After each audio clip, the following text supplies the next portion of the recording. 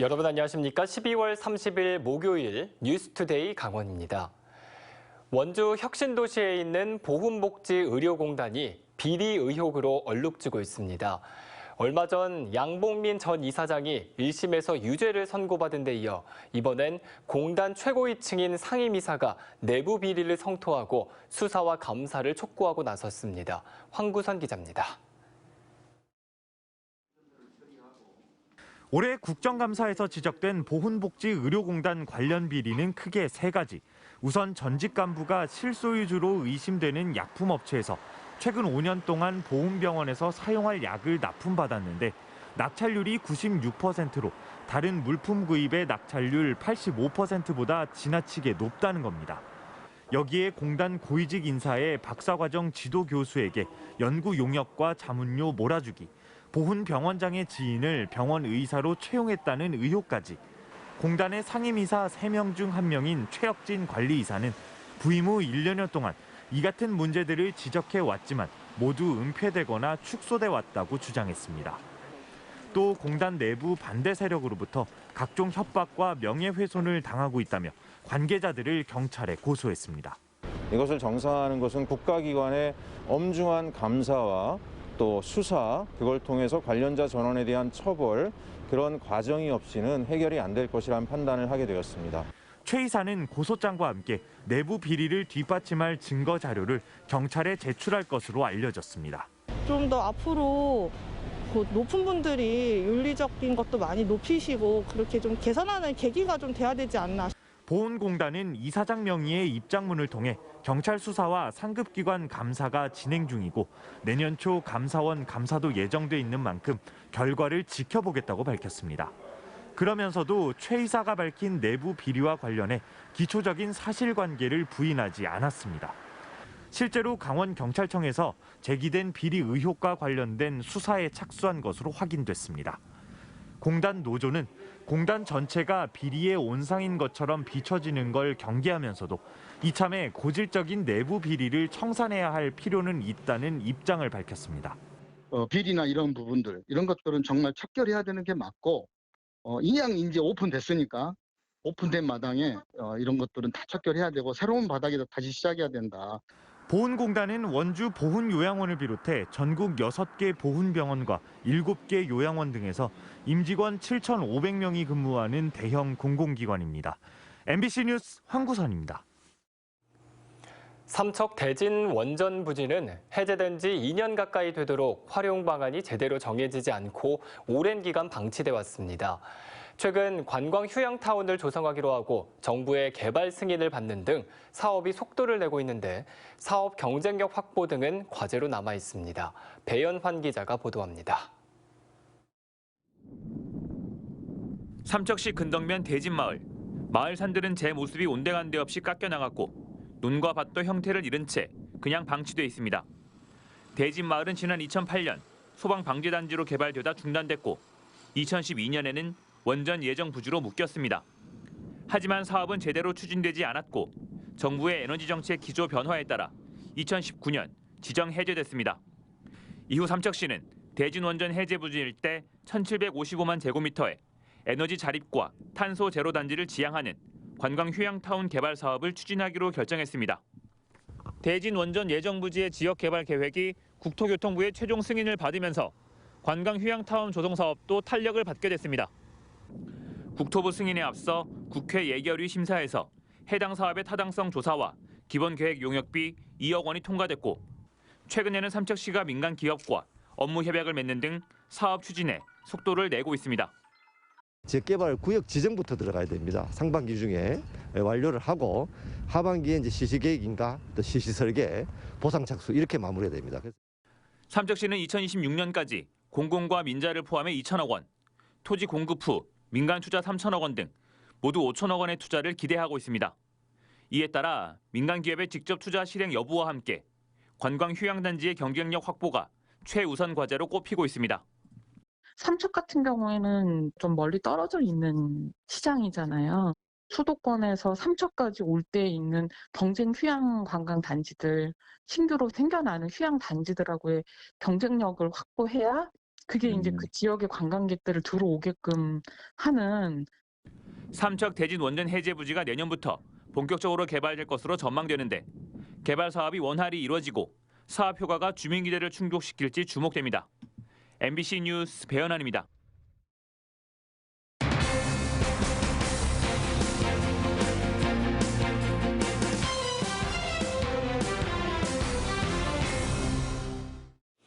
내년 대선과 지방선거를 앞두고 춘천문화방송이 마련한 선거 집중 기획보도 그 첫 번째 시간입니다. 내년 대선 여야 할 것 없이 정치권 모두 공을 들이는 대상이 바로 20대에서 30대의 청년층인데요. 특정 후보나 정당이 아니라 사안에 따라 표심이 이동하기 때문에 부동층 비율이 40%에 육박할 정도로 높다고 합니다. 허주희 기자가 보도합니다. 20대 대선이 70일 앞으로 다가왔지만 불확실성이 짙어지고 있습니다. 특히 누구에게 투표할지 결정하지 못한 스윙 보터가 20, 30대를 중심으로 두드러지고 있습니다. 강원도민을 대상으로 대선 후보 지지도를 묻는 여론조사에서 부동층 비율이 20, 30대가 40%에 육박했습니다. 40대 이상이 모두 10%대인 점을 감안하면 최대 3배나 높은 수치입니다. 부동층 비율이 워낙 높다 보니 청년층의 표심이 대선 승패를 좌우할 거란 전망이 나오고 있습니다. 2030 세대가 최대 승부처로 떠오르면서 여야 정치권 모두 청년층을 선거 전면에 내세우고 있습니다.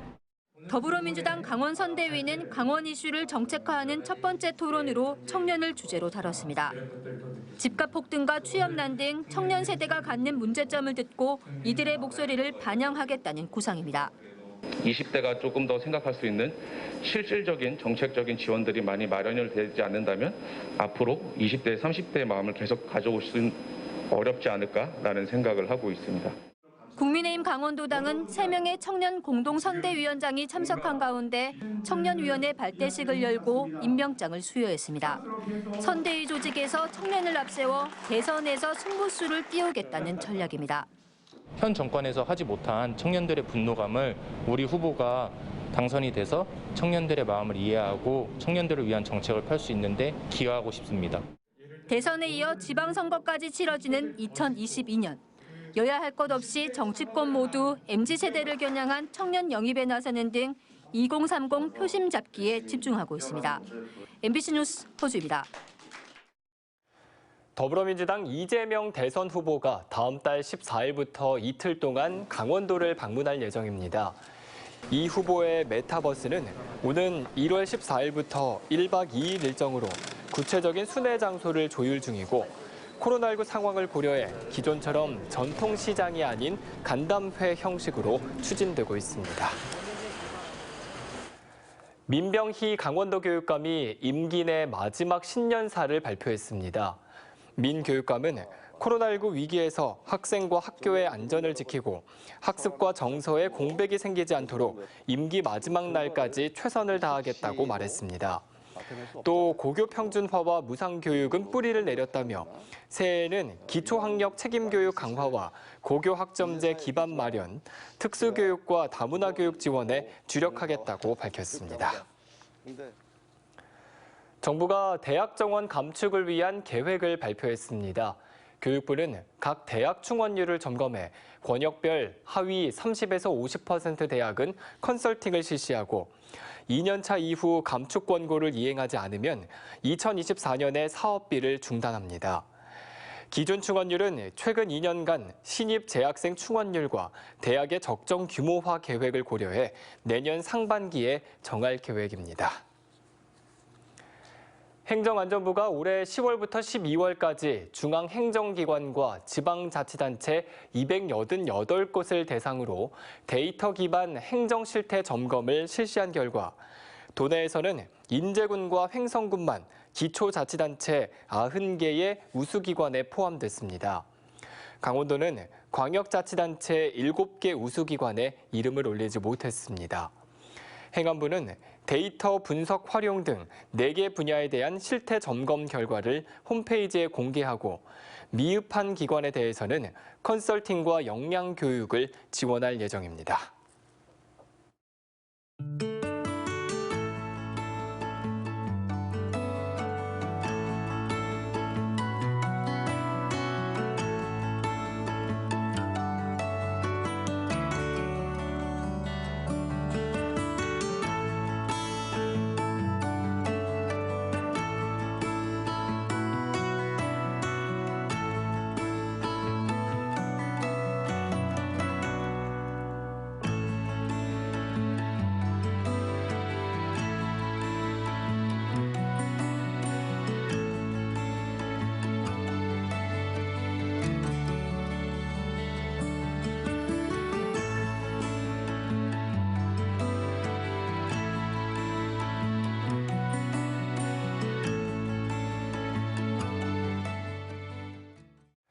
밤 9시 이후에도 영업을 이어간 춘천 내 유흥주점 2곳이 경찰에 적발됐습니다.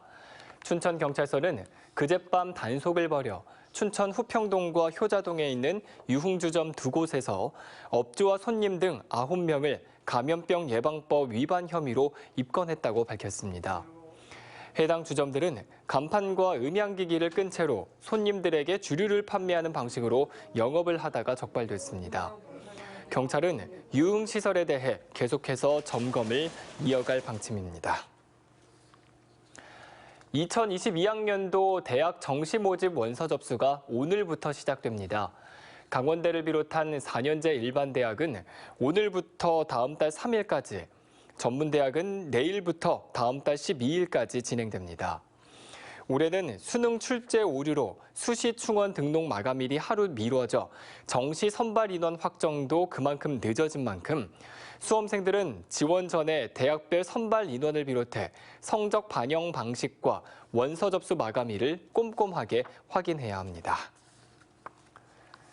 통일부가 강원도와 인제, 고성군 등 강원도 지자체가 신청한 남북교류협력계획 12건을 사전 승인했습니다.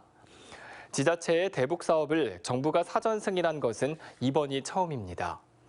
강원도의 남북교류협력 사업은 2024 강원 동계 청소년 올림픽 남북 공동 개최, 국제 유소년 축구대회, 강원도 인민병원 현대화 지원, 말라리아 공동 방역과 결핵 퇴치 등 7개입니다. 이 밖에 인제군 금강군 남북 산림협력 사업, 고성군의 남북 고성 하나로 마라톤 대회 등 5개 사업도 정부 승인을 받았습니다. 이번에 정부가 승인한 24개 사업 가운데 절반이 강원도 지자체 추진 사업입니다. 강원도가 양양국제공항을 모기지로 하는 항공사 플라이강원에 운항보조금 60억 원을 지급했습니다. 이번에 지급한 운항보조금은 지난해 말 강원도의회 예산결산특별위원회에서 조건부로 편성한 60억 원 전액입니다. 강원도는 예산 집행을 위한 조건으로 신규 투자 유치를 통한 재무구조 개선과 관광 여행 상품의 경쟁력 확보 등을 요구했고, 플라이강원은 150억 원의 유상 증자를 완료하고 취향 예정 국가별 관광 여행 상품을 준비하는 등 조건을 충족했습니다. 춘천 후평산업단지의 바이오 산업 전진 기지를 조성하기 위한 바이오 융복합 산업화 지원센터가 다음 달부터 착공에 들어갑니다. 춘천시는 사업비 311억 원을 투입해 6층 규모로 바이오 기업 임대 전용 입주 공간을 조성해 활용할 방침입니다. 준공은 2023년 12월로 예정돼 있습니다. 춘천시는 체외 진단 산업화 플랫폼 구축 사업도 함께 진행하고 있다며 바이오 산업을 춘천의 전략 산업으로 육성하겠다고 밝혔습니다. 원주시가 출생 순위에 따라 최대 100만 원까지 차등 지급해온 출산 장려금을 폐지하고 내년부터 첫 만남 이용권과 통폐합해서 지원합니다. 첫 만남 이용권은 내년 1월 1일 출생아부터 200만 원의 바우처를 국민 행복카드로 지급받게 되는 것으로 내년 1월 5일부터 신청이 가능합니다. 또 내년부터는 2돌 전 아동에 대한 최대 20만 원의 가정 양육 수당 대신 월 30만 원의 영아 수당이 지급되고 만 7세 미만까지 지급되던 월 10만 원의 아동 수당도 만 8세 미만으로 확대됩니다. 만 4세 이하 아동에게 지급되는 강원도 육아 기본 수당도 월 40만 원에서 50만 원으로 확대됩니다. 강원랜드가 태백시의 직원 숙소를 본격적으로 건립하기로 했습니다. 강원랜드는 이사회를 열고 태백시에 139실 규모의 직원 숙소 건립을 위한 60억 원 안팎의 예산 증액을 의결했습니다. 지난 2004년 강원랜드는 태백과 정선 고안에 각각 300여 실 규모의 직원 숙소를 건립하기로 합의했지만 15년 넘게 착공이 지연돼 왔습니다. 앞서 정선 고안의 번영회는 강원랜드가 고안 지역에도 빠른 시일 내에 기숙사를 착공할 수 있도록 촉구할 계획이라고 밝혔습니다. 삼척시가 갯녹음 발생 수역의 해조 서식 환경을 복원하는 사업을 추진합니다. 삼척시는 갯녹음 현상 방지를 위해 후진과 대진 해역 2.5헥타르에 모두 1억 7천만 원을 들여 고수압 펌프로 수중에서 물을 뿌려 안반의 석회 조류를 제거한 뒤 해조류 부착이 쉽도록 할 계획입니다. 갯녹음 현상이란 연안 안반 지역의 해조류가 사라지고 흰색의 석회 조류가 달라붙어 산호가 하얗게 죽어가는 현상으로 바다의 사막화 또는 백화 현상이라고도 불립니다. 맞벌이 가구의 양육 부담을 덜기 위한 다함께 돌봄센터가 원주시 규례면에 설치됐습니다.